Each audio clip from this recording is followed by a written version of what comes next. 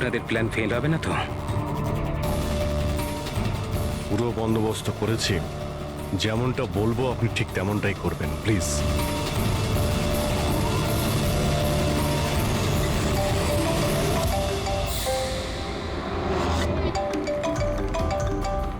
মনে হচ্ছে ওরই ফোন। ধরুন, স্পিকারে দিন। হ্যালো, আমি এসে গেছি। কোনো অসুবিধা হয়নি তো জায়গা খুঁজতে? না। টাকা নিয়ে এসেছো তো? হ্যাঁ, এনেছি। এত তেজ? আমার মেয়ে কোথায়? আরে এত তরপাচ্ছ কেন? তোমার মেয়ে তো আছেই। চুপচাপ গাড়ি থেকে নামো আর সোজা হাঁটা শুরু করো। হ্যাঁ হ্যাঁ, আসছি।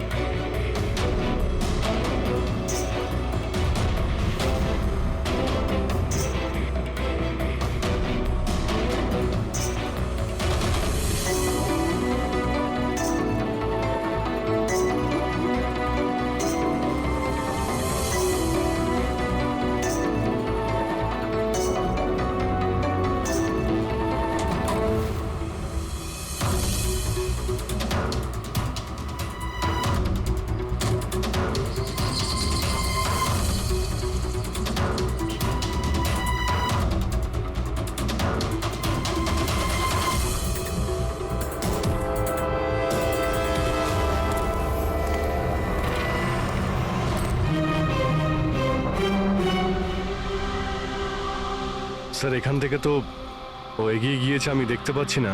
আপনারা দেখতে পাচ্ছেন? হ্যাঁ, দেখতে পাচ্ছি।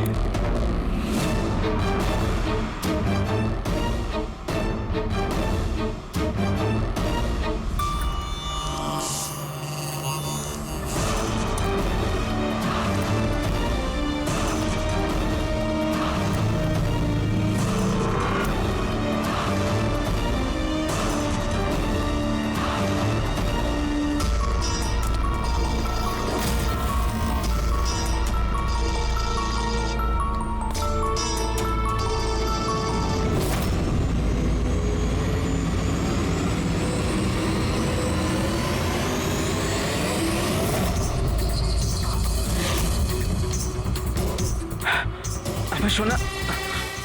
একদম চালাকি নয়, তা না হলে। না, কিছু করো না প্লিজ।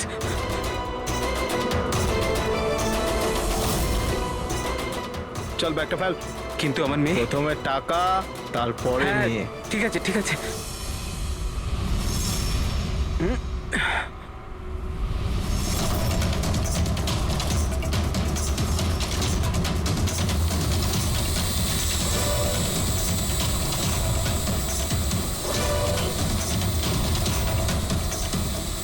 স্যার, ওপরে ড্রোন ক্যামেরা আছে স্যার। সবাই লুকিয়ে পড়ো। সিআইডি, তোকে বলেছিলাম না একা আসতে? এবার সারা জীবন আফসোস করবি নিজের মেয়ের জন্য। না, আই এম সরি, আমার ভুল হয়ে গেছে। তোর ভুলের শাস্তি এবার তোর মেয়ে ভোগ করবে। না, এরকম বলো না প্লিজ। আরে দাঁড়াও, আমার মেয়েকে আমাকে ফিরিয়ে দাও।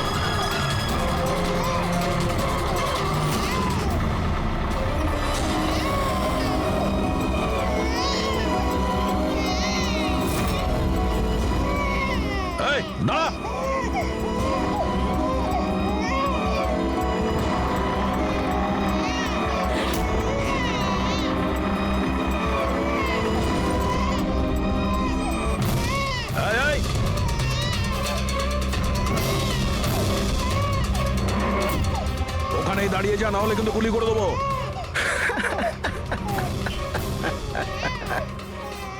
গুলি চালিয়ে দেবে তাই না? হ্যাঁ, গুলি চালিয়ে দেবে।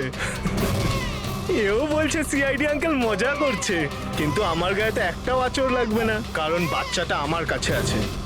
আর এ যতক্ষণ আমার কাছে আছে, আমি জানি তুমি আমার উপর গুলি চালাতে পারবে না। চালাবে চালাবে।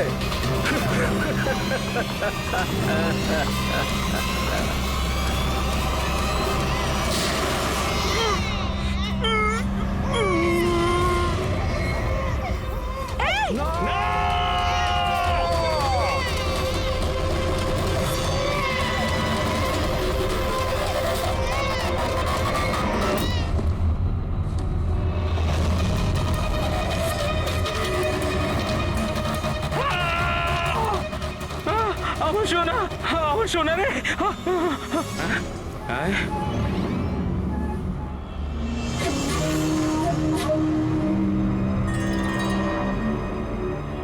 মাই গড, এটা তো বাচ্চা নয়, এটা তো একটা পুতুল। স্যার, বাচ্চা ঠিক আছে? দয়া, এটা বাচ্চা নয়, ডামি, একটা পুতুল। কিডন্যাপারকে জিজ্ঞেস করো বাচ্চাটা কোথায়। Yes sir. এই, বাচ্চা কোথায়? এর পিঠে রক্তের দাগ।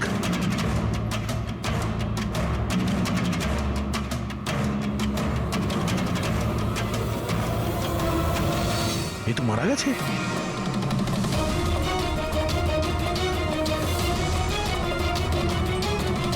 কি হলো, কিছু বললো? বুঝতে পারছি না, এ তো মারা গেছে। ওকে পায়ে গুলি করনি? আরে গুলি তো আমি পায়েই চালিয়েছিলাম, কিন্তু দয়া, গুলি যদি পায়ে চালাও তাহলে পিঠে লাগলো কি করে? কি করে মারা গেল এ? বুঝতে পারছি না স্যার। ও মাই গড, এবার আমার মেয়ের ব্যাপারে কি করে জানতে পারবো আমি? সিআইডির লোক হয়ে আপনি এইভাবে গুলি মেরে দিলেন? শুধু এই জানতো যে আমার মেয়ে কোথায় আছে। আহ!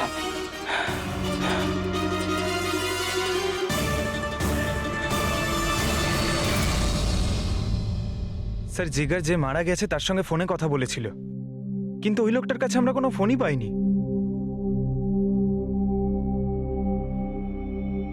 জানি না ড্রোনটাও কোথায় উধাও হয়ে গেল।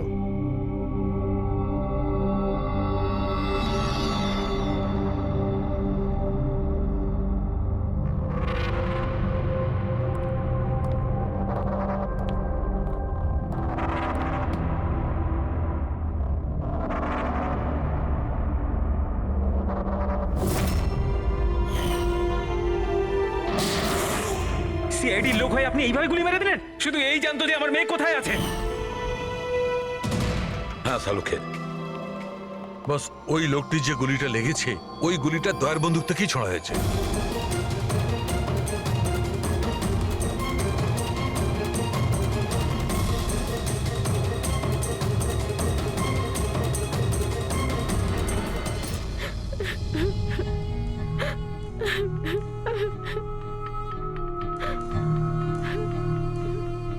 আপনারা তো খুব সহজেই বলে দিলেন সরি। মেয়েটা তো আমার গেল না। দেখুন, জানি আমি আপনাদের দুঃখটা বুঝতে পারছি। আমরা পুরো চেষ্টা করেছি বাচ্চাটাকে খুঁজবার। কি আর চেষ্টা করেছেন আপনারা? আপনাদের অফিসার কিছু না বুঝে শুনে গুলি চালিয়ে দিল, ব্যাস। আমি আমার বাচ্চাকে আর কোনোদিনও দেখতে পাবো না। আপনারা প্লিজ সাহস রাখুন, আপনার বাচ্চার কিচ্ছু হবে না, প্লিজ।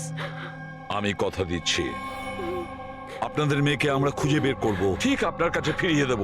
থাক এসিপি স্যার, এখন আপনার মিথ্যে প্রতিশ্রুতির আর আমার দরকার নেই। এর আগেও তো আপনি একই কথা বলেছিলেন, তাই না? হ্যাঁ, আপনি আর আপনার টিম শুধু বড় বড় কথা বলেন, ব্যাস। যদি আপনার নিজের মেয়ে থাকতো তাহলে আপনি বুঝতেন আমাদের কি অবস্থা।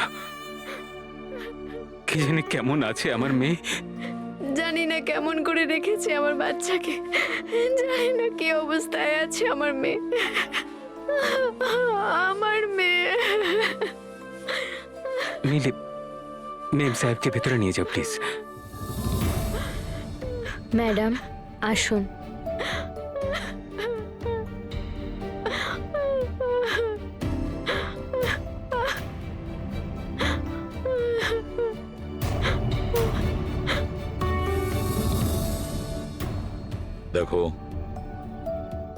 এই মুহূর্তে শুধু একটা কথাই বলবো, আশা ছেড়ো না, আমাদেরকে ভরসা করতে পারো।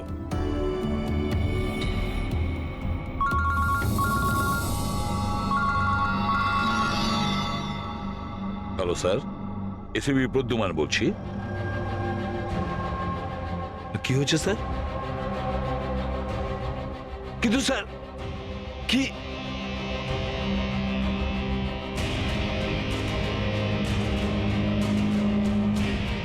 ঠিক আছে স্যার, ঠিক আছে, আমি দয়াকে অ্যারেস্ট করব।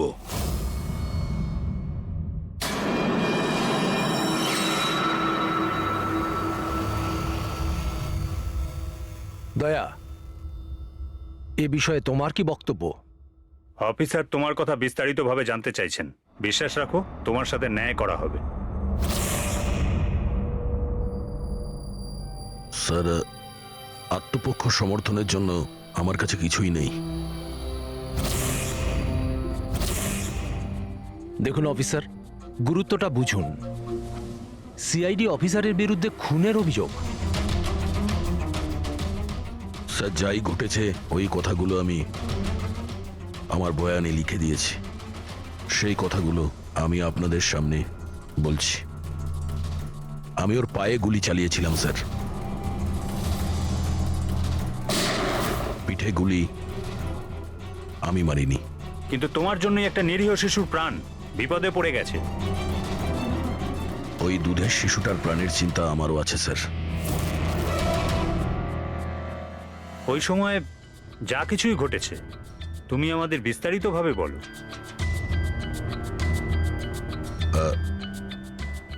ওই লোকটা ওই বাচ্চাটাকে নিয়ে পালিয়ে যাচ্ছিল।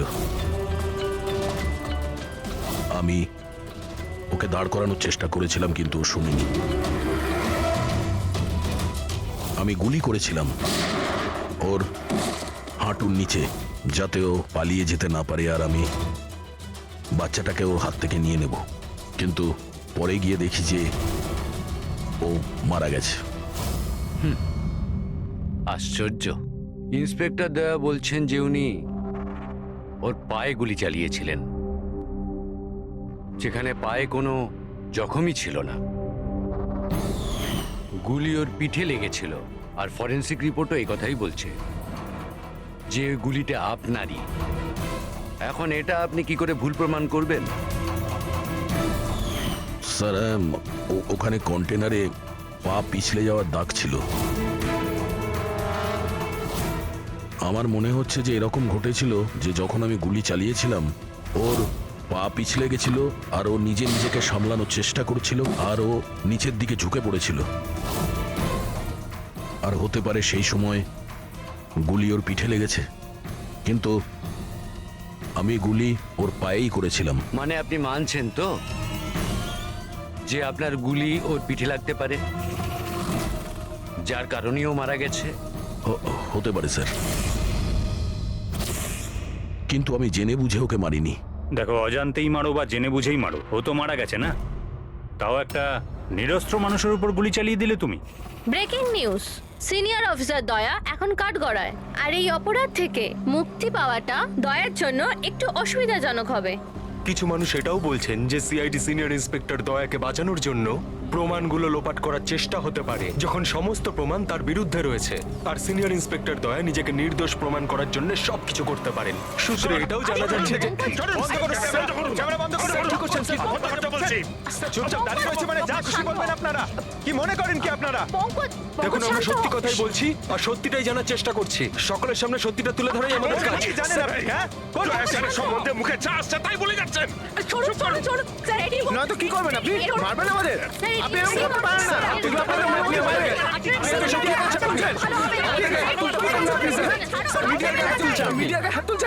শান্ত হয়ে আমার কথা শুনুন। কি করছো তোমরা? হ্যাঁ, আরে ওরা মিডিয়া সব কিছু বাড়িয়ে চড়িয়ে দেখায়, বোঝো? নিজেদের কন্ট্রোল করো না তোমরা। আপনারা কারোর উপর দোষ তো দিতে পারেন না, এখন তো ব্যাপারটা শেষ হয়নি। এরকম আপনারা করবেন না। আগে আপনি এটা বলুন, যদি ব্যাপারটা সত্যি হয়ে থাকে তখন আপনি কি বলবেন? হ্যাঁ, এটা আমাদের দায়িত্ব, আর আমরা দায়িত্বটা খুব ভালো বুঝি ম্যাডাম। আর আপনারা প্রত্যেকটা প্রশ্নের উত্তর পাবেন, প্লিজ। মিস্টার দয়া, এই কেসটা এখনো সমাধান হয়নি। যতদিন না সমাধান হচ্ছে তোমাকে জেলে থাকতে হবে। জেল? আরে স্যার, এটা এটা আপনি কি বলছেন? স্যার, দয়া নির্দোষ, আমরা সবাই জানি। ও ইচ্ছে করে করেনি স্যার। তাহলে প্রমাণ করুন উনি নির্দোষ। এখনো পর্যন্ত একটাও প্রমাণ, একজনও সাক্ষী সামনে আসেনি যে বলতে পারে যে খুন দয়ার গুলি থেকে হয়নি। দয়া নিজেই সেটা স্বীকার করছে যে ওই গুলিটা হয়তো ওনার বন্দুক থেকেই ওর পিঠে লেগেছে।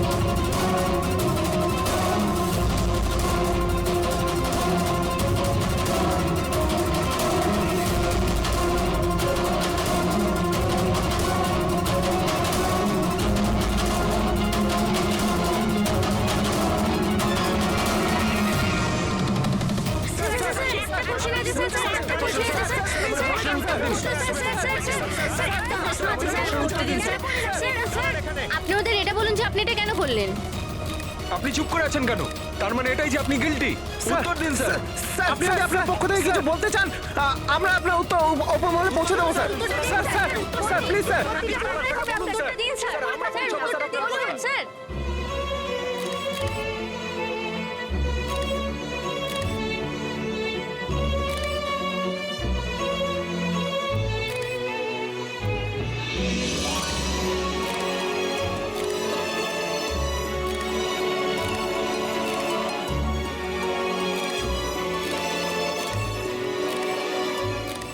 আপনারা দেখতে পাচ্ছেন অফিসার দয়া নিজের কার্যকলাপে লজ্জিত। লজ্জায় ওনার মাথা নিচু হয়ে গেছে। আমাদের অনেক জিজ্ঞাসাবাদের পরও ওনার মুখ থেকে কোনো কথা বেরোয়নি। দয়া স্যারকে হাত করা পড়ে দিয়েছে। এরা এরা কোথায় নিয়ে যাচ্ছে দয়া স্যারকে? জেল আবার কোথায়? স্যার কিছু বলুন না স্যার। স্যার দয়া স্যারকে আটকান না স্যার, প্লিজ।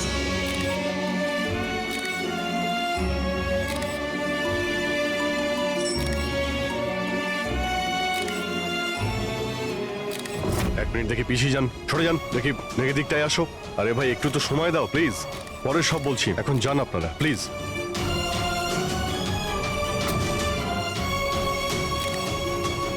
কয়েকটা দিনের ব্যাপার দয়া, আমরা চেষ্টা করছি, তুমি ভয় পেও না। ঘাবড়ানোর তো কোনো ব্যাপারই নেই ভাই। না কোনো ভয় আছে, না কোনো গ্লানি। আফসোস তো ওই একটা ব্যাপারেই যে ওই বাচ্চাটার ব্যাপারে কোনো খোঁজ পেলাম না। আরে আমরা খুঁজে বের করব, খুব তাড়াতাড়ি বের করব। যেটাই করার খুব তাড়াতাড়ি করো অভিজিৎ। ওই বাচ্চাটা ভরসা রাখো দয়া, তোমার বন্ধু তোমার সঙ্গেই আছে। একমাত্র বন্ধুই তো আছে যার উপর ভরসা করতে পারি। আমাকে এই সমস্যা থেকে একমাত্র তুমি বার করতে পারো অভিজিৎ, একমাত্র তুমি।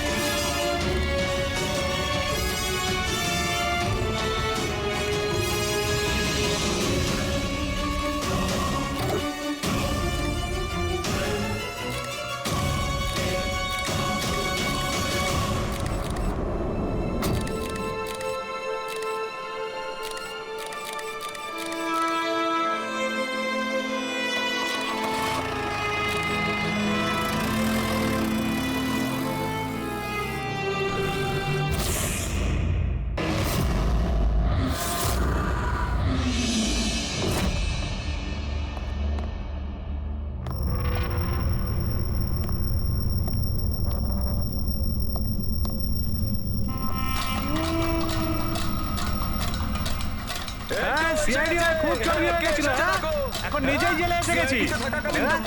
এতদিন নিজে আসামি ধরতিস, এখন কেমন লাগছে আসামি হয়ে এখানে ঢুকতে? দেখ কেমন লাগে। ইন্সপেক্টর দয়া এসেছিস, দেখ মজা। আসামির পিছনে ছুটে বেড়া। এখন দেখ জেলে চক্কর কাটছিস দেখ এবার কেমন লাগে আমরা কিভাবে জীবন কাটাই দেখ এখানে হ্যাঁ, দয়া, তোকে নাকি আসামিরা ভয় পায় এবার তুই টের পাবি আসামিদের জীবন কি হয়।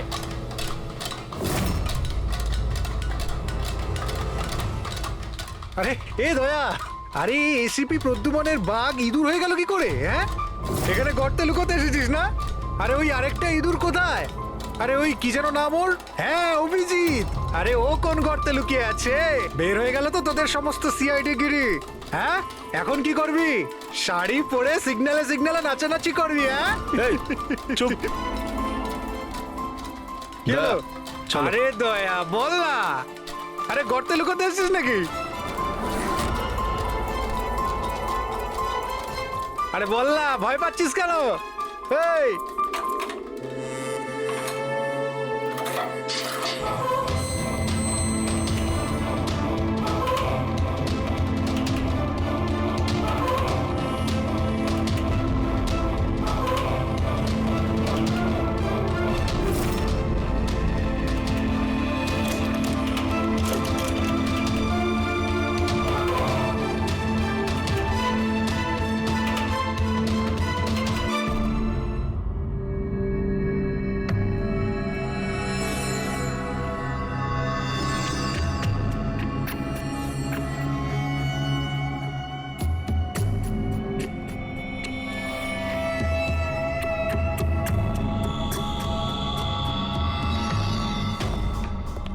স্যার, হ্যাঁ বলো অভিজিৎ।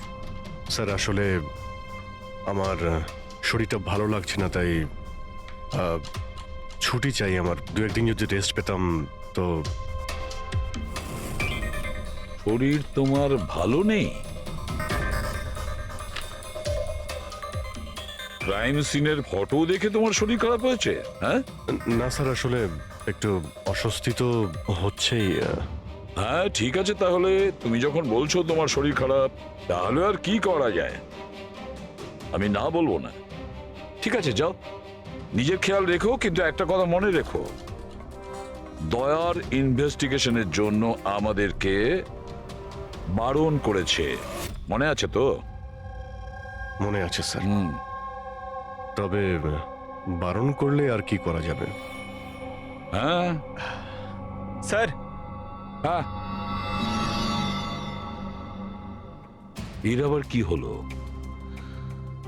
স্যার ওই শরীরটা খারাপ লাগছে আমার, কেমন বুক ধড়ফড় করছে, ওই মাথায়ও ব্যথা করছে, পেটেও কেমন গুড়গুড় করছে, মনে হচ্ছে ডক্টর দেখাতে হবে স্যার। ক্রাইম সিনের ফটো আবার তুমি দেখোনি তো?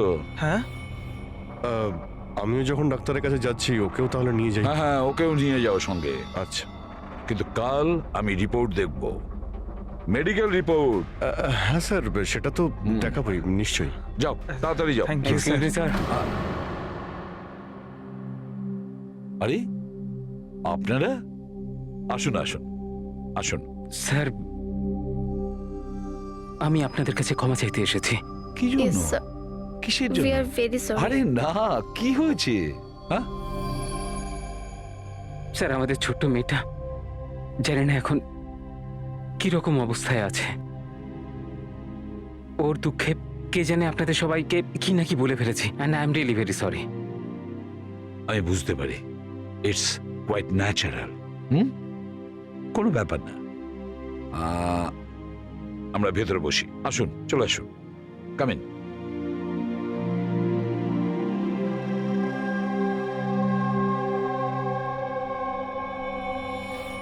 অভিজিৎ স্যার, কোথা থেকে শুরু করব? ক্রাইম সিন থেকে।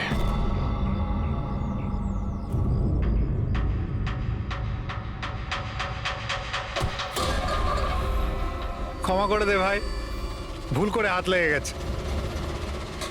কোনো ব্যাপার না।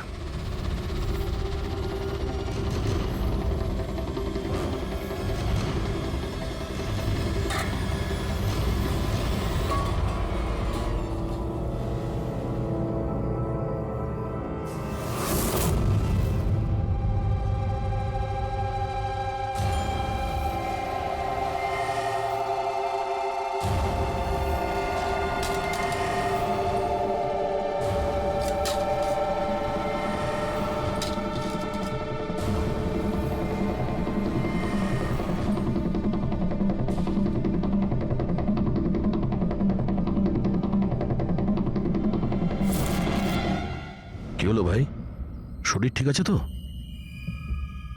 হাত কাঁপছে তোমার? সরি ভাই, আরেকবার হাত লেগে গেল। চল খাবার দে। অন্তত এই খাবারের তো সম্মান দে। হ্যাঁ, এটা আছে তাই আমরা আছি, বুঝলি?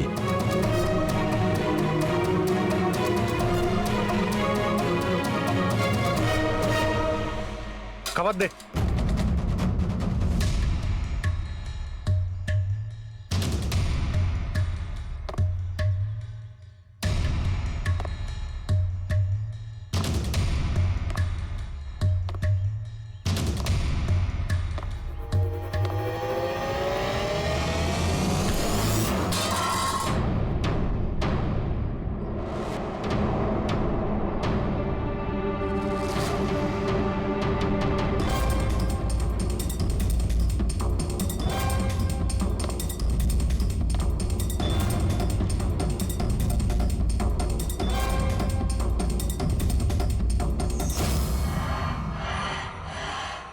চলো এখান থেকে, ছাড়ো ওকে, চলে এসো। অনেকক্ষণ থেকে এদের নাটক দেখছি আমি। যা বলছি বোঝার চেষ্টা করো দয়া, চলো এখান থেকে।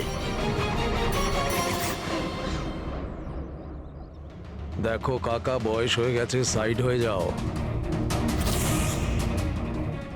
দয়া, বোঝার চেষ্টা করো, এরা তোমাকে উস্কানোর চেষ্টা করছে। ওরা চাইছে ওদের সঙ্গে তুমি ঝগড়া করো, মারপিট করো। বললাম না কাকা, সাইড হয়ে যাও। আমিও তো দেখি সিনিয়র ইন্সপেক্টর দয়ার কতটা সাহস হয়েছে, দম আছে।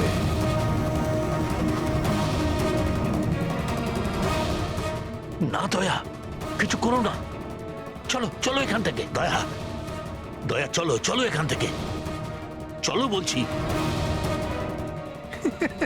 এ ভিতু,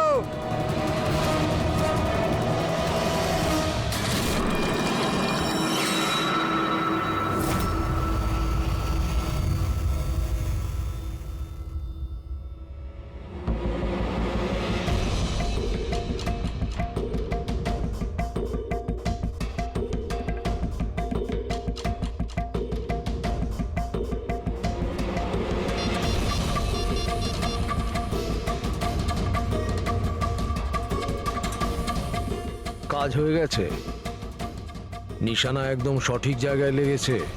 ডক্টর সালুখে, এবারেই নতুন জিনিসটা আবার কি? এটাকে এএলএস বলে ফ্রেডি, অল্টারনেটিভ লাইট সোর্স, বৈকল্পিক প্রকাশ উৎস। শরীরের ভেতরে যে ক্ষত সৃষ্টি হয় তার পরীক্ষা এর সাহায্যেই করা হয়। এই দেখো বস, এইখানে কিছু দেখতে পাচ্ছ? এটা তো চোট লেগেছে মনে হচ্ছে। এক্স্যাক্টলি বস, এটা চোটেরই চিহ্ন, শরীরের ওপরের চামড়ার ভেতরের দিকে। ও, এর চামড়ার ভিতরে এত রকম দাগ এলো কিভাবে? এ শরীরে অনবরত আঘাত করার জন্য এগুলো হয়েছে। হতে পারে কোনো এমন কোনো পেশায় কাজ করে যেখানে ওকে এভাবে মার খেতে হয়। আমি বলতে চাইছি এ হয়তো কোনো বক্সার হতে পারে, বা কিক বক্সার হতে পারে, বা টার্নম্যান হয় না ফিল্মে যারা অ্যাকশন করে, সেটাও হতে পারে। আর একটা কথা বস, কি? এই চোটের চিহ্নটা আমরা এর শরীরের ওপরের অংশে পেয়েছি, বুকের ওপর আর মুখের ওপর, ব্যাস। তাহলে হতে পারে এ কোনো বক্সারই হবে, কারণ বক্সিং এমন একটা খেলা যেখানে এই ধরনের মারপিট করতে হয়। তাদেরও মুখে আর বুকে দাগ থাকে। একটা কাজ করি আমরা, এই শহরে যতগুলো বক্সিং ক্লাব আছে সেখান থেকেই শুরু করি।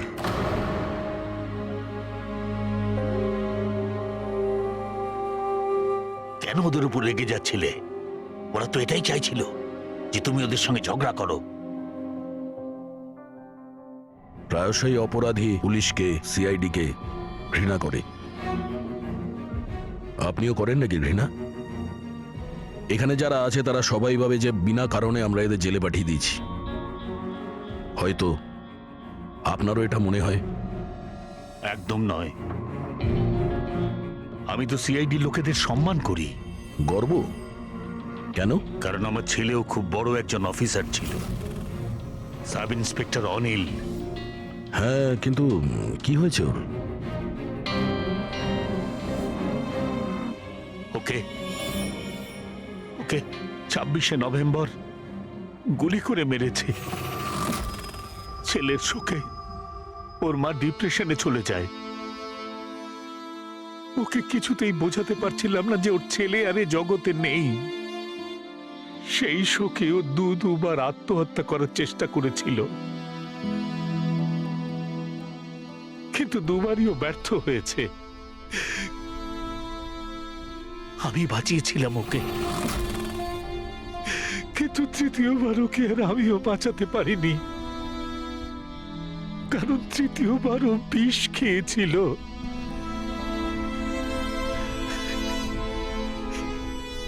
লোক মনে করছিল আমি আমার স্ত্রীকে খুন করেছি। আমি নিজেকে নির্দোষ প্রমাণ করার জন্য অনেক চেষ্টা করেছি, কিন্তু আমি নিজেকে নির্দোষ প্রমাণ করতে পারিনি। কিন্তু সুরজবাবু, আপনি এইখানে এই জেলে থেকেও নিজেকে নিরপরাধ প্রমাণ করতে পারেন। কার জন্য আর লড়াই করব? আমার তো এই পৃথিবীতে আর কেউ নেই। না আছে বাড়ি, না আছে আমার পরিবার। চল চল চল, বোতলটা খোল। আর ওই বরফ আর সোডাটা কোথায় রে? হ্যাঁ, আর সুরজবাবু, চারটাকে নিয়ে আসবে তোর বাবা। এসব কি হচ্ছে? এ তো রোজকার ঘটনা হয়ে গেছে। রহস্য লুকিয়ে আছে? কি রহস্য? একটু খুলে বলুন। আমার বন্ধু এখানে খুন হয়ে গেছে। প্রমোদের খুন? এখানে এই জেলে? হ্যাঁ। কেন? ওর কারোর সাথে ঝগড়া টগড়া হয়েছিল নাকি? এমন কিছু শুনে নিয়েছিল যার জন্য কেউ নিজের জীবন দিতে হয়েছে।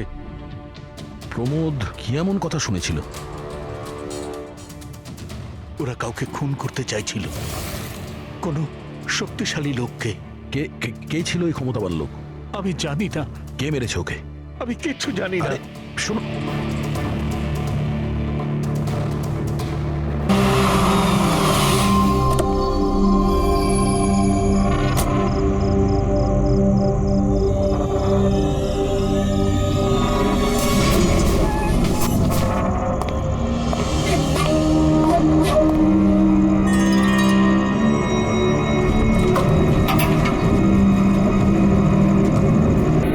এরকম হতে পারে না। এবার কি হবে? আমার খুব বড় ভুল হয়ে গেছে।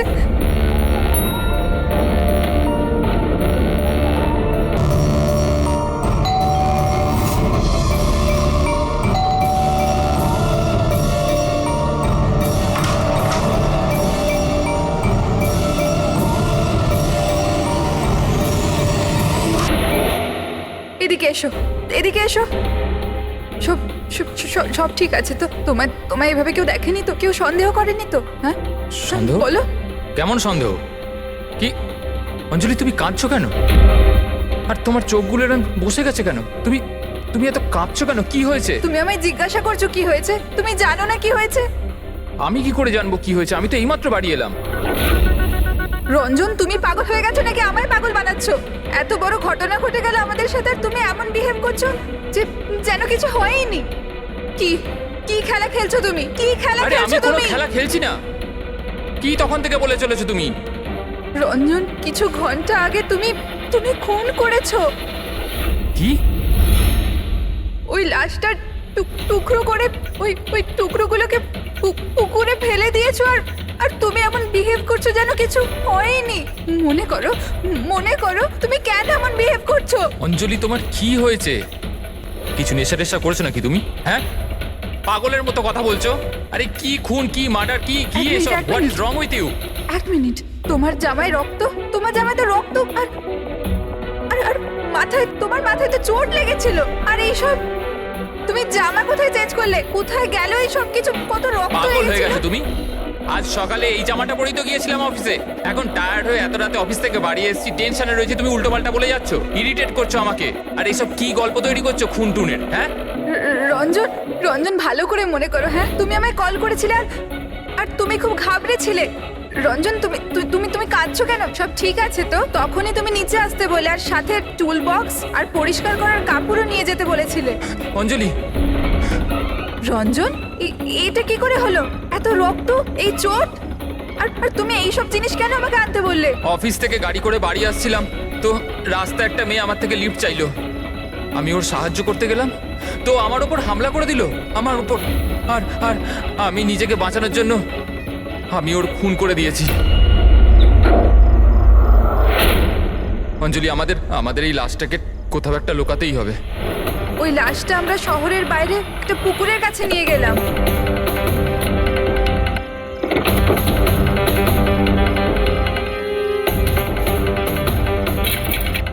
আর সেখানে তুমি বলার পর আমরা লাশটাকে টুকরো টুকরো করেছিলাম, সেগুলো প্লাস্টিক ব্যাগের মধ্যে ঢুকিয়ে আর ওই পুকুরে ফেলে দিলাম।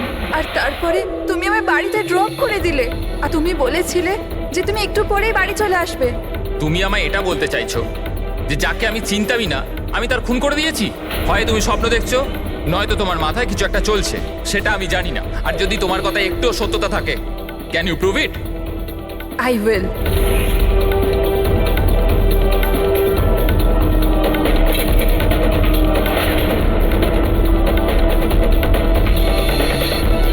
এই দেখো, আর এই দেখো, এবার বলো, প্রুফ চেয়েছিলে না তুমি? এই দেখো প্রুফ, এবার বলো এই জামাগুলোতে রক্ত কোথা থেকে এলো? এমনটা নয় তো যে এগুলো তুমিই করেছো আর তুমি আমাকে ফাঁসানোর চেষ্টা করছো? আচ্ছা, এবার আমি বুঝতে পেরেছি, তোমরা সবাই মিলে আমার সাথে ইয়ার্কি মারছো না তো? ওখানে অফিসেও আমার কলিগেরা 1 মাস ধরে উল্টো পাল্টা বলেই চলেছে যে আমি তোকে ওখানে দেখেছি, আমি তোকে এখানে দেখেছি, আর আমি বলে বলে হাঁপিয়ে যাচ্ছি যে আমি ওখানে ছিলামই না। কিন্তু এখন যেটা তুমি করছো না, এটা কিন্তু ভুল করছো। এইসব একটা ইন্টেলিজেন্স চক্রান্ত, যেটা তুমি প্ল্যান করেছো। তুমি খুন করেছো অঞ্জলি, আর তুমি এটাতে আমাকে ফাঁসাতে চাও। আমি যাচ্ছি পুলিশের কাছে, সিআইডি কে ডাকবো। ছাড়ো। কেন এমন করছো? রঞ্জন, তুমি খুন করেছো, তুমি সিআইডি কে কেন ডাকছো?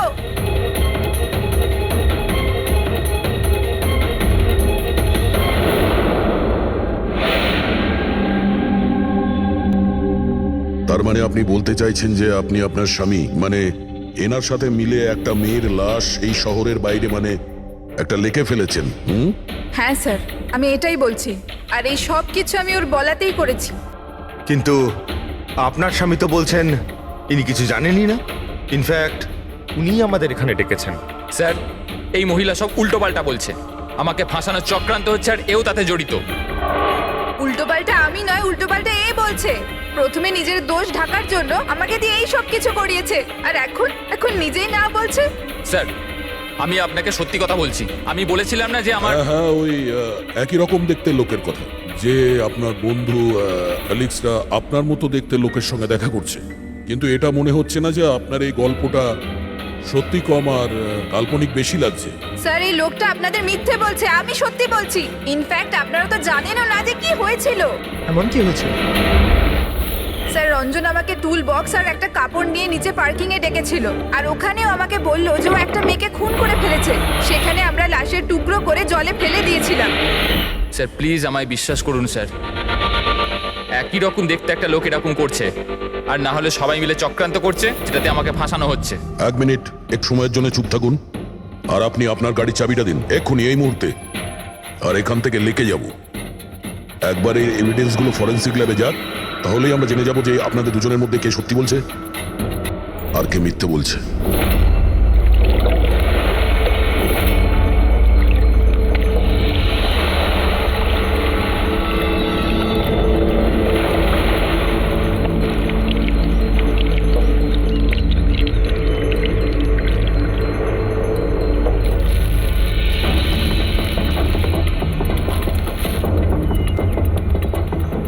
এই মেয়েটা কে? স্যার আমি কি জানি, আপনি আমাকে কেন জিজ্ঞেস করছেন? যা কিছু জানার এর থেকে জানুন না। স্যার, আমি এই মেয়েটাকে চিনি না, আমি জানি না একে। আমি একে মারিনি স্যার, আমি তো ওই সময় শুধু এই লোকটার হেল্প করছিলাম। আমি অনেক রাত অবধি অফিসে ছিলাম স্যার, আপনি চাইলে সিসিটিভি ফুটেজ দেখতে পারেন। চিনের নিচে দেখো, থুতির নিচে স্টিচেস আছে না, আর সেগুলো খুব বেশি পুরনো নয়, মনে হচ্ছে কিছুদিন আগেই ও আঘাত পেয়েছে। পুরবি কোনো না কোনো ক্লিনিক বা হসপিটালে স্টিচগুলো করা হয়েছিল। সেখান থেকে এই মেয়েটার ব্যাপারে জানা যেতে পারে।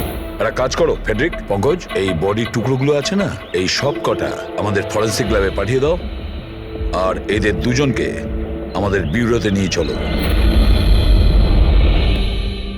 স্যার এ বলছে যে কয়েকদিন ধরে ওরই মতো দেখতে কোনো লোক ওকে ফাঁসানোর চেষ্টা করছে। এর চেনাশোনা লোকরা ওই লোকটার সঙ্গে বিভিন্ন জায়গায় দেখা করছে, আর ওরা ভাবছে যে ও এই। হ্যাঁ স্যার, আমায় ফাঁসানো হচ্ছে স্যার, আর ওই চক্রান্তে এও রয়েছে স্যার। স্যার আপনিই বলুন, আমি যদি এসব করতাম তাহলে আমি আপনাদের ফোন কেন করতাম? স্যার এখন অবধি আমি আপনাদের যা বলেছি সবকিছু প্রমাণ হয়েছে তো। লাশ তো পাওয়া গেল লেকে, আর ওর গাড়ির ডিকিতে রক্ত পেলেন তো। স্যার আপনি নিজেই বলুন, যখন এতটা সত্যি আমি বলেছি তাহলে এখন মিথ্যে আমি কেন বলবো? আমাকে ফাঁসানোর জন্য স্যার, আমি বলছি স্যার এটা চক্রান্ত স্যার, আমাকে ফাঁসানোর জন্য। ব্যাস ব্যাস, কে কি কাজ করেছে আর করেনি সেটার খোঁজ আমরা করব। শুধু একটা কথা মনে রাখবেন যে আমাদের সন্দেহ শুধু আপনাদের দুজনকে। বাট স্যার আমি কিচ্ছু করিনি, আমি নির্দোষ। আমি হতে পারে হয়তো আপনি খুন করেননি, কিন্তু লাশকে টুকরো টুকরো করে লেকে ফেলে দেওয়া এটাও কিন্তু বড় অপরাধ, বুঝেছেন আপনি? স্যার সিসিটিভি ফুটেজ পেয়ে গেছি।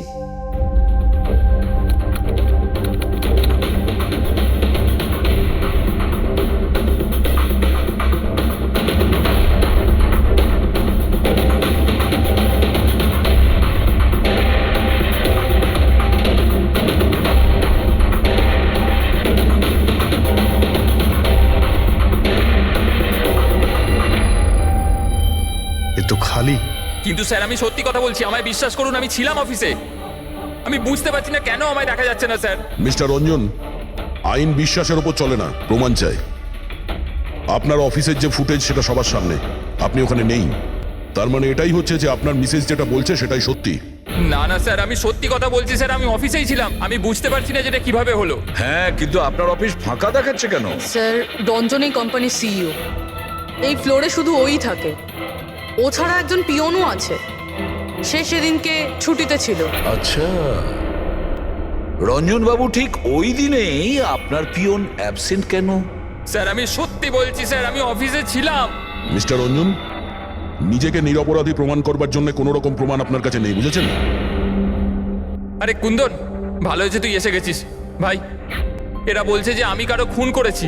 আরে আমি কাউকে কিভাবে মারতে পারি বল না, বোঝা না ভাই। এ করতে পারে না স্যার। স্যার এর জীবনে একটা মাছি পর্যন্ত মারেনি। হ্যাঁ এটা ঠিক যে ও মাঝে মাঝে খুব রেগে যায়, রাগকে কন্ট্রোল করতে পারে না। হ্যাঁ স্যার, অনেক দিন ধরে চিকিৎসা চলছে ওর। ওষুধপত্রও খান রঞ্জন দাদা, কিন্তু কখনো কখনো যদি ওষুধ খেতে ভুলে যায় তাহলে নিজেকে সামলাতে পারেন না। এই কথাটা তুমি আমাদের কেন বলনি? স্যার আমি ওই শুধু আপনাকে নয়, কাউকেই হয়তো বলেননি কথা। আমার ক্ষমতা চলতো তো তার এই বিয়েটা হতেই দিতাম না। আমি তো আমার মেয়ের কাছে হেরে বসে আছি। এই লোকটা তো একটা সাইকো সাইকো। এই রঞ্জন একজন মানসিক রোগী। এর পার্সোনালিটি ডিসঅর্ডার আছে। এর মাথা তো সেটাই মনে রাখে যেটা ও মনে রাখতে চায়, বাকি সমস্ত কথা তো এ ভুলে যায়। হতেই পারে স্যার যে খুনটা এই করেছে আর ভুলে গেছে। ব্যাপারটা হচ্ছে যে আমি আগে অসুস্থ ছিলাম, কিন্তু তারপর আমি ঠিক হয়ে গেছিলাম। আপনি এরম কেন বলছেন? কুন্দন কুন্দন তুই বল, আমি সত্যি বলছি কিনা। বৌদি আপনি বলুন না। আরে তুমিই বলো না। আপনারা আমায় এভাবে কেন দেখছেন? আরে আমি সাইকো নই, আমি অসুস্থ নই, কোনো মানসিক রোগ নেই আমার, একদম ঠিক আছি আমি। আরে বলো না বলো না। বাস, অনেক হয়েছে। এটা তোমার বাড়ি নয়, ব্যুরো। এই নাটক এখানে চলবে না।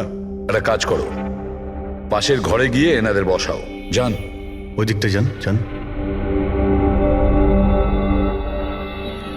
সমস্ত প্রমাণ ওই রঞ্জনের বিরুদ্ধে, আর তাছাড়াও ওর আচরণটা ঠিক নেই। কিন্তু বুঝে উঠতে পারছি না, জানি না কেন আবার এই ব্যাপারটা এড়িয়েও যেতে পারছি না। ও বারবার আমাদেরকে বলছে যে অফিসের সিসিটিভি ফুটেজটা চেক করুন। আমি অফিসে ছিলাম। এতটা জোর দিয়ে কেউ বলতে পারে না। আরও একটা ব্যাপার স্যার, ফোন ওই করেছিল। কোনো খুনি এরকম কেন করবে? আর স্যার ওই ডিসোসিয়েটিভ পার্সোনালিটি ডিসঅর্ডার, হয়তো খুনটা করেছে আর তারপর ভুলে গেছে। এই রোগটাতে এরকমই হয় স্যার। হতে পারে, এটা হতেই পারে। একটা কাজ করি আমরা, এই যে সিসিটিভি ফুটেজ আছে না, এটাকে ল্যাবে পাঠাই, চেক করিয়ে দেখি এই ফুটেজটা কেউ কোনোভাবে এডিট করে চেঞ্জ করেছে কিনা। আর স্যার ওই একই রকম দেখতে ব্যাপারটা। ও এটা বলছে যে ওর বন্ধুরা ওর মতো দেখতে লোকটাকে দেখেছে, আর ওই লোকটা ওর বন্ধুগুলোকে চিনতেও পারেনি। চলো ওর বন্ধুদের সাথে কথা বলি, জিজ্ঞাসাবাদ করি, জেরা করি, তারপর দেখি ওদের কথায় কতটা সত্যি আছে। স্যার হতে পারে এই চৈতালি আর কুন্দন রঞ্জনের শুভাকাঙ্ক্ষী হওয়ার চেষ্টা করছে, হয়তো তা নয়। আর এদিকে শায়লা, উনি তো চানই এই দোষটা রঞ্জনের ওপর আসুক, যাতে ওনার মেয়েকে আর এই বিয়েটা করতে না হয়। স্যার স্যার যে মেয়েটা মারা গেছে ওর ফটো হসপিটালের ক্লিনিকে পাঠিয়ে দিয়েছি, ওকে শনাক্ত করা হয়েছে। ওর নাম হলো অনামিকা। দুদিন আগেই ওখানে গেছিল ওর আঘাত দেখাতে।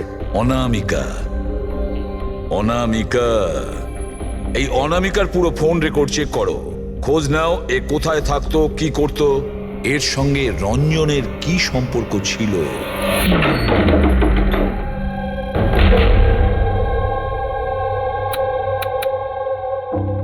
স্যার অনামিকা হসপিটালে এই অ্যাড্রেসটাই দিয়েছিল। এবার কি করি? দেখা যাক, কোনো প্রমাণ নিশ্চয়ই পাবো। একটু আশেপাশে দেখো কোনো প্রতিবেশী আছে কিনা। হ্যাঁ,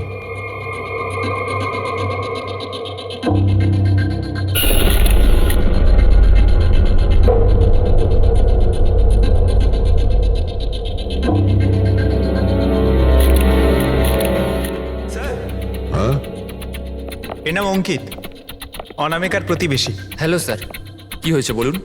অনামিকা ঠিক আছে তো? না, অনামিকার খুন হয়ে গেছে, আর আমরা সেই জন্যই এর তদন্ত করছি। আপনি ওর ব্যাপারে কিছু বলতে পারেন যার সাহায্যে আমরা খুনি পর্যন্ত পৌঁছতে পারি?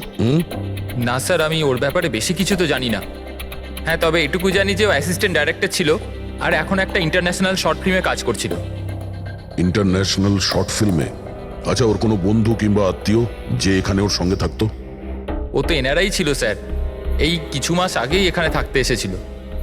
আমি তো ওর পরিবারের কাউকে দেখিনি। হ্যাঁ, ওর একটা বয়ফ্রেন্ড ছিল যার সাথে ও ঘন্টার পর ঘন্টা ফোনে কথা বলতো। ও ফোনে যার সঙ্গে কথা বলতো ও যে ওর বয়ফ্রেন্ড ছিল, এটা আপনি কি করে জানলেন? স্যার আসলে আমি ওর কথাগুলো শুনেছিলাম। ও ব্যালকনিতে দাঁড়িয়ে ওর সাথে খুব জোরে জোরে কথা বলতো অনেকক্ষণ, আর ওদের কথা শুনে মনে হতো স্যার ওর বয়ফ্রেন্ড ভালো লোক নয়। ঝগড়া হতো খুব দুজনের, কথা শুনে মনে হতো নিজেদের মধ্যে মারপিটও করে। ইনফ্যাক্ট এই দুদিন আগেই ওরা নিজেদের মধ্যে মারপিট করেছে। ওর মুখেতে সেলাইও পড়েছিল আর ওর চোখেও আঘাত লেগেছিল স্যার। আপনি দেখেছেন ওর বয়ফ্রেন্ডকে? আমি স্যার ওকে কখনো দেখিনি, কিন্তু ওর নামটা জানি স্যার। আচ্ছা, কি নাম কি ওর? রঞ্জন। রঞ্জন?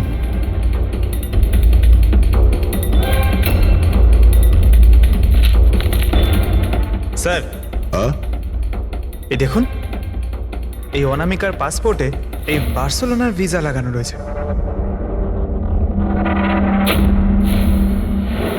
বার্সেলোনা? এ কি স্পেনে যেতে চাইছিল নাকি? স্যার অনামিকা স্পেন থেকেই এসেছিল স্যার, আমি ওদের কথা শুনেছিলাম। স্যার ও বিরক্ত হয়ে গেছিল রঞ্জনের জন্য, সারা জীবনের জন্য স্পেন ফিরে যেতে চাইছিল। স্যার আমার মনে হয় ওর খুন রঞ্জনই করেছে। ও চাইতো না যে ও স্পেনে চলে যাক।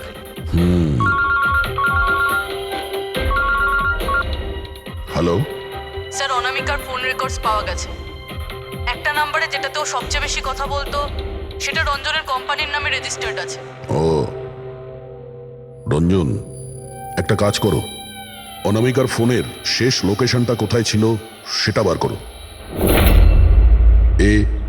অনামিকা কাল রাত্রেই আপনার হোটেলে ছিল? I am not sure sir. ছিল না? আমার তো মনে হয় না। ঠিক আছে, আমাদের আপনার হোটেলের সিসিটিভি ফুটেজটা চেক করতে হবে। Sure sir.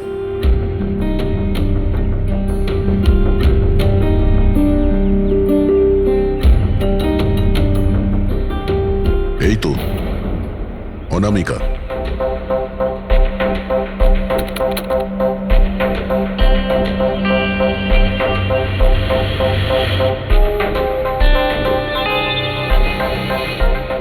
এটা কি ব্যাপার?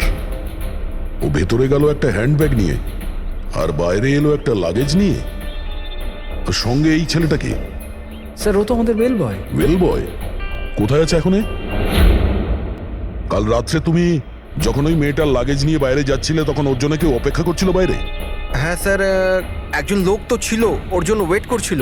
কে ছিল? লম্বা রোগা করে একজন ছিল। লম্বা রোগা করে? এ ছিল ওই লোকটা? স্যার মনে হচ্ছে তো এরকমই ছিল। দেখে তাই মনে হচ্ছিল মানে? স্যার ও দূরে দাঁড়িয়ে ছিল, তাই আমি ঠিকমতো দেখতে পাইনি। ও, তার মানে এই রঞ্জন, ও আমাদের মিথ্যে কথা বলেছে।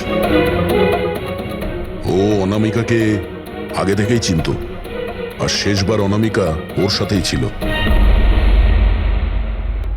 রঞ্জন বলছে যে আপনারা ওকে আলাদা আলাদা জায়গাতে দেখেছিলেন, কিন্তু ও বলছে ও ওখানে ছিলই না। ব্যাপারটা কি বলুন তো? স্যার আমি একদিন কফি শপে কফি খাচ্ছিলাম, আমি দেখলাম যে রঞ্জন বাইরে কারোর সাথে কথা বলছে। রঞ্জন, রঞ্জন, এই রঞ্জন! স্যার আমি যখন ওকে ডাকলাম ও জানি না কেন আমার কথা না শুনে অন্যদিকে চলে গেল। রঞ্জন! কিন্তু স্যার যখন আমি এই ব্যাপারে ওর সঙ্গে কথা বললাম তখন ও বললো যে ওখানে ছিলই না। আমি জানি না ও কেন মিথ্যে কথা বললো। আর লীলা দেবী, আপনি ওকে আপনি কোথায় দেখেছিলেন? কান্দিওয়ালাতে একটা জুয়েলারি শপে। ওর সঙ্গে একটা মেয়েও ছিল। রঞ্জন, রঞ্জন! আচ্ছা, এই মেয়েটা ছিল কি? হ্যাঁ স্যার, এই মেয়েটাই ছিল। কিন্তু যখন ওর সঙ্গে আমি ফোনে কথা বললাম, বলতে শুরু করলে আমি তো ওখানে ছিলামই না। আর তোমার সঙ্গে কি এটাই ঘটেছে? হ্যাঁ স্যার, ও বাজারেতে আমার সামনে দিয়ে যাচ্ছিল, আমি ওকে হাত দেখালাম, হাই বললাম, মদন রে, কিন্তু ও সরাসরি আমায় ইগনোর করলো, অটোতে বসলো, চলে গেল। এদিকে দেখ ভাই, আমি রঞ্জন, রঞ্জন! ঠিক আছে, thank you very much. Sir এদের কথা শুনে মনে হচ্ছে রঞ্জন ইচ্ছে করে ওদের সামনে এসেছিল আর এরকম বিহেভিয়ার করেছে। কিন্তু অভিজিৎ, কি কারণ হতে পারে? এরকম ব্যবহার কেন রঞ্জন করেছিল? না না না না, কিছু না কিছু গোলমাল তো নিশ্চয়ই আছে অভিজিৎ। যেখানে যেখানে এরা রঞ্জনকে দেখেছে না, দেখি ওখানে কোনো সিসিটিভি ফুটেজ পাওয়া যায় কিনা।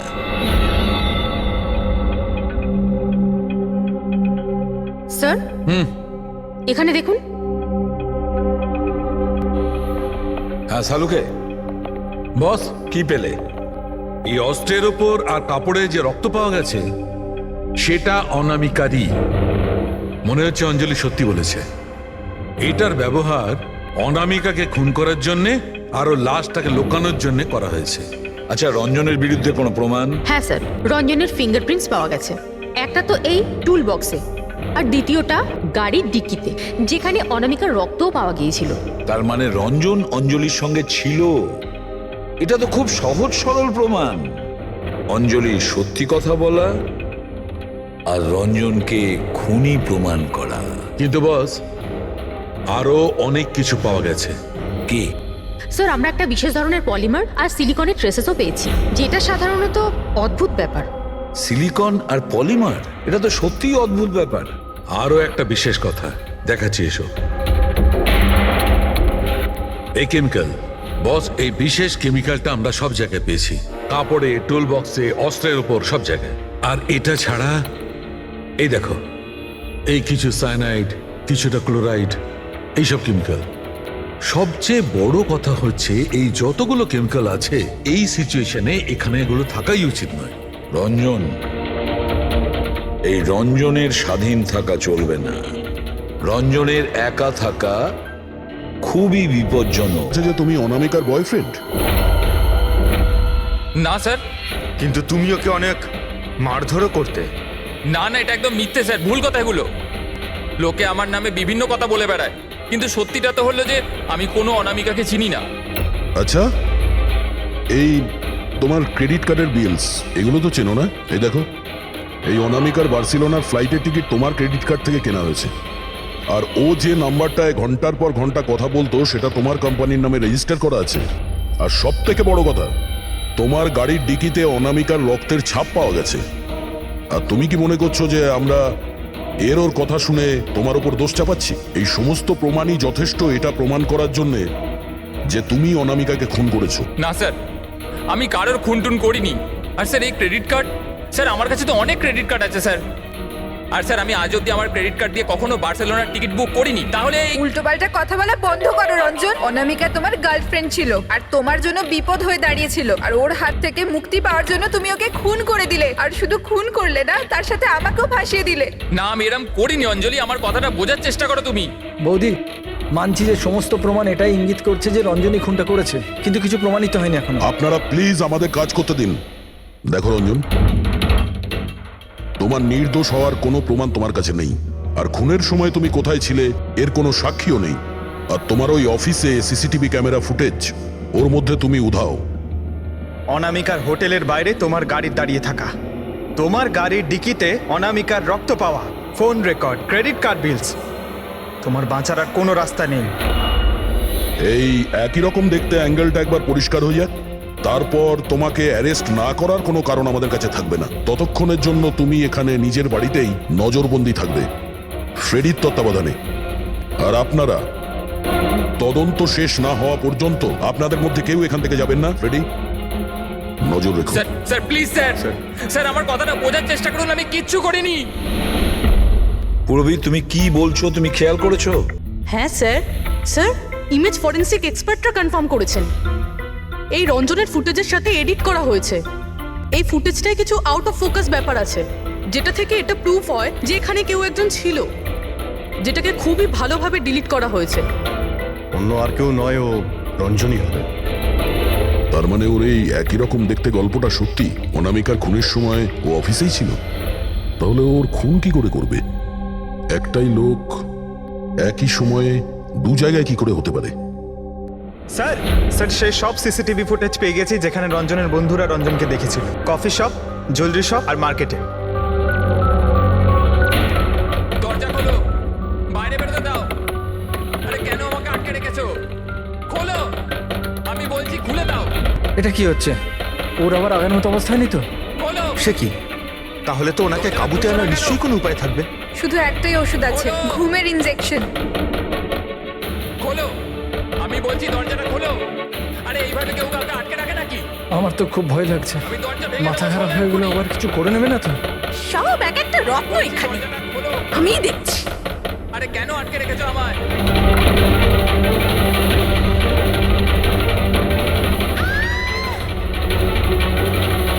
এই রঞ্জন, এই রঞ্জন, রঞ্জন দাঁড়াও বলছি।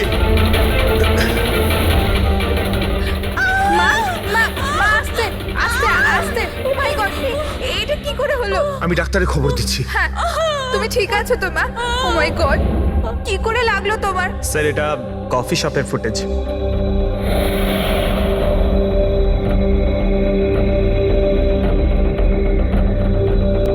স্যার এবার জুয়েলারি শপ।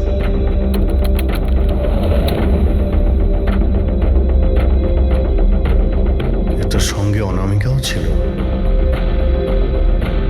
এখনো পর্যন্ত সবকিছু তো নর্মালি লাগছে।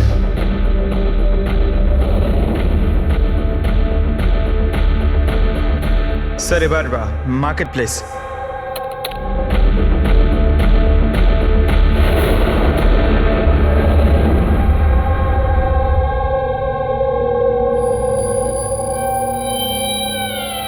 পঙ্কজ, একটু রিওয়াইন্ড করো। হ্যাঁ, আগে ওই রঞ্জনকে জুম করো।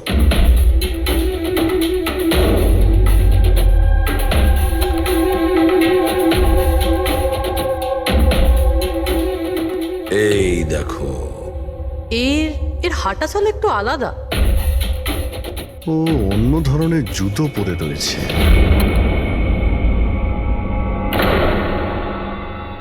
কিন্তু এটা কি? দয়া ওয়াকিং বুট পরেছে, ওয়াকিং বুট। যার পায়ের হাড়ে কোনো প্রবলেম থাকে না সে ওই ওয়াকিং বুট পরে। কিন্তু রঞ্জনের পা তো একদমই ঠিকঠাক আছে। সেটাই তো, এটা তো হতেই পারে না। তাহলে ও কি হ্যাঁ শালুকে বলো। কি এখনই? আচ্ছা ঠিক আছে, আমি আসছি। শালুকে ফরেন্সিক ল্যাবে ডেকেছে, এখনই যেতে হবে। চলো। হ্যাঁ ফেডরিক বলো, কি বললে তুমি? ঠিক আছে, হ্যাঁ ওখানেই থেকো। ফেডরিক বলছিল রঞ্জন পালিয়ে গেছে শায়লার ওপর আঘাত করে। কিন্তু ফ্রেডি তো ছিল ওখানে। সেটাই তো। একটা কাজ করো দা, তুমি আর পঙ্কজ ওখানে চলে যাও, আমরা ফরেন্সিক ল্যাবে যাচ্ছি। আচ্ছা শালুকে, তুমি রঞ্জনকে গ্রেপ্তার করতে বারণ করেছিলে, ব্যাস ও তো ওদেরকে আঘাত করে পালিয়ে গেছে। আর তুমি এখানে এসব কি করছো? এখানে এখানে এরকম মিউজিয়াম সাজিয়েছো কেন? মিউজিয়াম নয় বস, তাহলে? এটা হচ্ছে সেই ধাঁধাটার জবাব যেটা আমরা সলভ করতে পারিনি। হ্যাঁ, রঞ্জন পালিয়ে যাওয়াতে আমার খুব আফসোস হয়েছে, কিন্তু আই এম শিওর তোমরা ওকে ঠিক ধরে ফেলবে।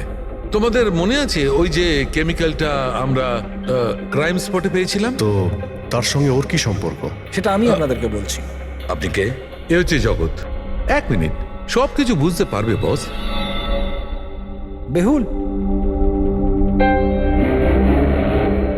Hi sir. এবার এর সঙ্গে আবার এই কেসের কি সম্পর্ক? আপনারা ওর সাথে একটু মন দিয়ে কথা বলুন, দেখুন সবকিছু জানতে পারবেন। এটা বলুন তো যে আপনি কে, আর এই কেসের সঙ্গে আপনার কি সম্পর্ক? এক মিনিট। এনার চোখগুলো দেখে তো কেমন যেন একটা মনে হচ্ছে।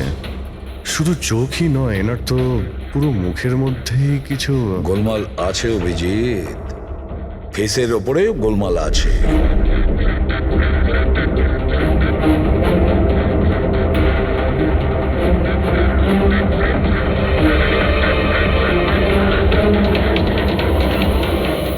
ও থ্যাংক ইউ বেহুল। এটা কি? আমি বলছি বস, ওই কেমিক্যালস যেটা ক্রাইম স্পটে পাওয়া গেছিল, আসলে ওই কেমিক্যালটা এই ধরনের মাস্ক আর নকল রক্ত তৈরি করতে কাজে লাগে। বিশেষ করে এই সিলিকন মাস্ক, যেটা ওই সিনেমাতে ব্যবহার হয়। সব থেকে বড় ব্যাপার হচ্ছে এর মধ্যে চোখের পাতা থাকে না, আর চোখের জন্য এখানে গর্ত একটা থাকে আসল মুখের মতো, যাতে যে এটা পড়বে তার আসল চোখটা এই গর্ত থেকে বেরিয়ে এসে যাতেও দেখতে পায়। আর স্যার, এটাকে বানানো কিন্তু অত সহজ নয়। হাই কোয়ালিটির সিলিকন আর পারদর্শী লোকই এটা বানাতে পারে।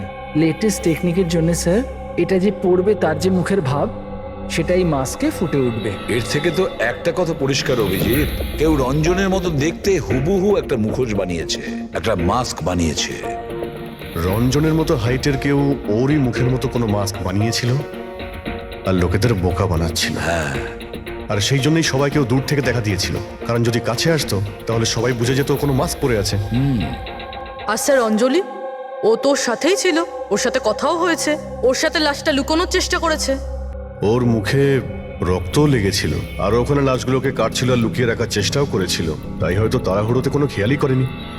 আর তাছাড়াও এই যে একই রকম দেখতে না, নিশ্চয়ই ওর পায়ের হাড়ে কোনো প্রবলেম ছিল, তাই ও ওয়াকিং বুট পরেছিল। আর এই মাস্ক তৈরি করাও এত সহজ নয়। স্যার, এই মাস্ক ফিল্ম প্রজেক্টেই কাজে লাগে। ও হ্যাঁ, তবে এটুকু জানি যে ও অ্যাসিস্ট্যান্ট ডাইরেক্টর ছিল আর এখন একটা ইন্টারন্যাশনাল শর্ট ফিল্মে কাজ করছিল। স্যার, দয়া বলছিল যে অনামিকা ও নাকি কোনো ইন্টারন্যাশনাল শর্ট ফিল্মে কাজ করছিল। ওর পক্ষে এগুলো করা তো খুবই সহজ। তার মানে ও রঞ্জনের গার্লফ্রেন্ড ছিল না, ওকে নিজেরই খুনে ফাঁসানোর চেষ্টা করেছিল। সেই জন্যই ও বেল বয়কে গাড়ি অব্দি নিয়ে গিয়েছিল। স্যার, নিজের প্রতিবেশীর সামনে রঞ্জনের সাথে ফোনে কথা বলার নাটক করেছিল। মানলাম অভিজিৎ, আমি মানলাম, কিন্তু কেউ নিজের মৃত্যুর ষড়যন্ত্র নিজে কেন করবে? মানে আমি বলতে চাইছি, অনামিকা তার নিজের মৃত্যু কেন নিজে ডেকে আনবে? না না না না, কিছু তো একটা গোলমাল আছেই। কেউ তো একজন আছে যে অনামিকাকে শিখণ্ডি খাড়া করেছে, আর সেই পুরো কেসটার মাস্টার মাইন্ড, বুঝেছো? আপনাদের মাথা খারাপ আছে? ফ্রেডি ইনজেকশন নেওয়ার জন্য ভেতরে গেছে আর তোমরা ওই লোকটাকে ছেড়ে দিলে। আমরা তোকে পালাতে দিইনি, আমরা কি দরজা খোলার কি দরকার ছিল? ওই লোকটা যে মানসিক অবস্থা নিয়ে এখান থেকে পালিয়ে গেছে, কে জানে কার সাথে কি করে দেবে। শায়লা দেবীর ওপর হামলা করেই দিয়েছে। স্যার, একটা কথা বুঝতে পারলাম না, ওরা তোমাদের দুজনের সামনে থেকে পালালো আর তোমরা ধরতে পারলে না ওদের? স্যার আমরা খুব ভয় পেয়ে গেছিলাম, আর সবকিছু এত তাড়াতাড়ি হলো। স্যার আমরা যদি মাঝখানে আসতাম তাহলে আমাদের উপরও তো হামলা করতে পারতো না স্যার। হ্যাঁ, যেমন ভাবে আন্টিকে হামলা করেছিল আমাদেরও করতে তাহলে। হ্যাঁ, এক মিনিট, শায়লা দেবীর ওপর হামলা? কিন্তু কিভাবে? ওর কাছে অস্ত্র কি করে এলো? এখানে তো কোনো অস্ত্র ছিল না, আমরা সমস্ত অস্ত্র সরিয়ে দিয়েছিলাম। হ্যাঁ হ্যাঁ স্যার, শুধু ঘরে কেন, কিচেনেও সবজি কাটার কোনো ছুরি পর্যন্ত নেই।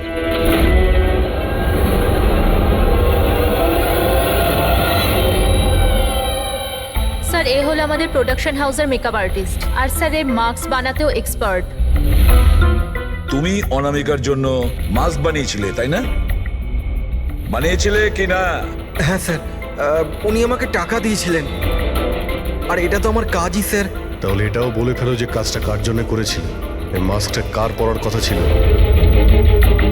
বলো বলো, তাড়াতাড়ি বলো, সময় নেই আমাদের। আর হ্যাঁ, যার মুখের তুমি মাস্ক বানাও তার মাপ নেওয়ার দরকার আছে, ম্যাপিং করার দরকার আছে। হ্যাঁ স্যার। কার জন্য বানিয়েছিল ওই মাস্ক? কে ওই মাস্কটা পরতো বল।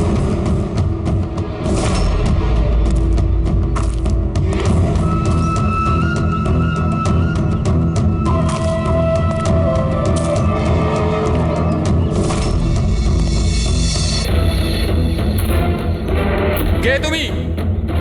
হ্যাঁ, কে তুমি? কি চাও? কেন আমাকে বেঁধে রেখেছো? আমার তো মনে হয়েছিল আমাকে দেখে তুমি খুব খুশি হবে, কারণ আমি তো হচ্ছি সে যাকে তুমি খুঁজে চলেছ। তোমারই আর এক রূপ। রূপ? কিন্তু তোমার মুখ তো আমার সাথে মেলে না। কারণ এটাই, আমি তোমার মতন মুখের মাস্ক পরে নেই এখন, নাহলে তুমি আমাকে চিনতে পারতে না যে আসল তুমি না আমি। আর একটা কথা, আমি তোমার আওয়াজে কথাও বলতে পারি। কিন্তু তুমি এমন কেন করছো? যাতে অনামিকার খুনের জন্য তোমার জেল হয়ে যায়। কিন্তু আমার তোমার সাথে কি শত্রুতা? আমি তো তোমাকে চিনি অব্দি না। ওসব জেনে তুমি কি করবে? এখন তো শুধু এটুকুনি জেনে রাখো যে আমার এত পরিশ্রমে সিআইডির লোকেরা জল ঢেলে দিয়েছে, আর আমার কাছে শুধুমাত্র এখন একটাই রাস্তা বাকি আছে, যে তোমাকে আমি মেরে ফেলবো। না! সিআইডি, তোমরা এখানে কি করে? তোমাকে ফলো করতে করতে এখানে পৌঁছেছি।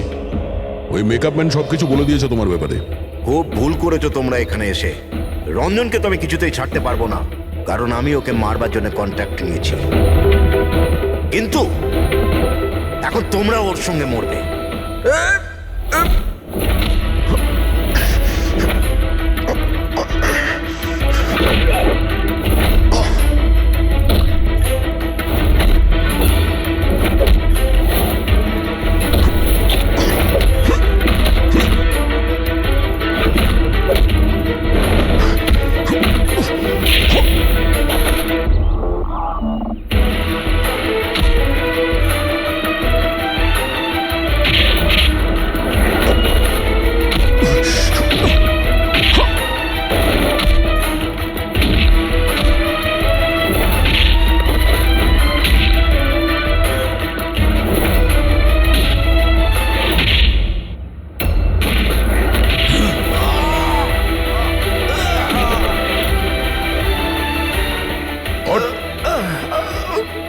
তোকে মারার কন্ট্রাক্ট দিয়েছিল?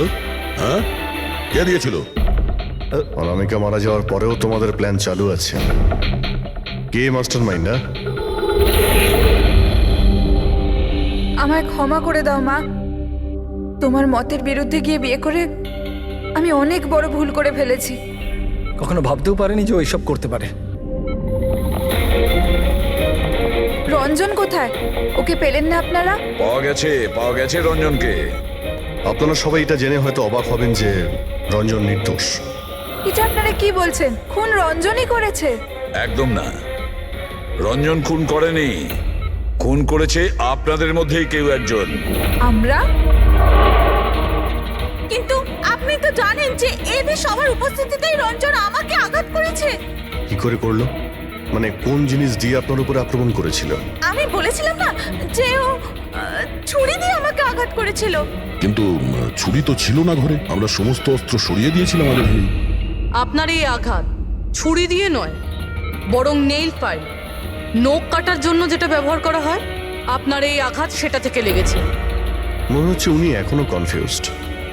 কোনো ব্যাপার নয়, ওনাকে আমরা সাহায্য করছি। ফ্রেডি,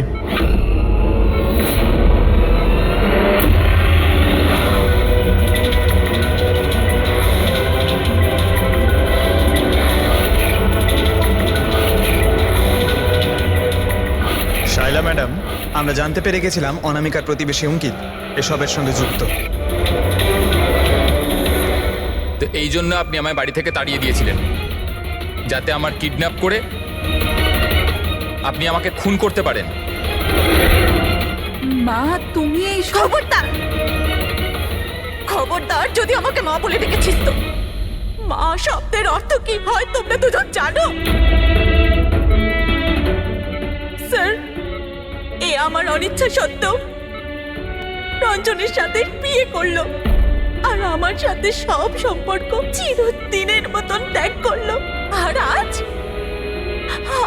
এরা আমার সম্পত্তির অধিকার চাইতে শুরু করেছে। এই সব এই রঞ্জনের কাজ। এই উস্কেছে আমার মেয়েকে, আমার একমাত্র সন্তান নিজের স্বামীর সঙ্গে মিলে ধীরে ধীরে আমাকে বিষ দিয়ে মারতে শুরু করলো।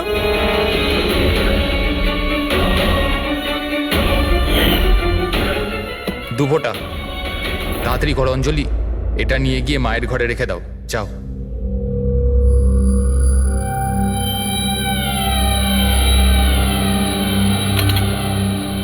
কিন্তু আপনি অনামিকার খুন করলেন কেন? ওর কোনো দোষ ছিল না, কিন্তু আমার কাউকে তো একটু দরকার ছিল এই সব কিছু করার জন্য। কিন্তু আমি এদের দুজনকে শাস্তি দিতে চেয়েছিলাম যে রঞ্জনের ফাঁসি হয়ে যাক আর অঞ্জলির সারা জীবনের মতো জেল। শায়লা দেবী, এদের প্রতি আপনার ঘৃণা আপনাকেও এদেরই মতন অপরাধী বানিয়েছে। এদের দুজনের তো শাস্তি হবেই, আপনার প্রাণ নেওয়ার চেষ্টা করেছে বলে। কিন্তু আপনারও কঠোর থেকে কঠোরতম শাস্তি হবে অনামিকাকে খুন করার অপরাধে।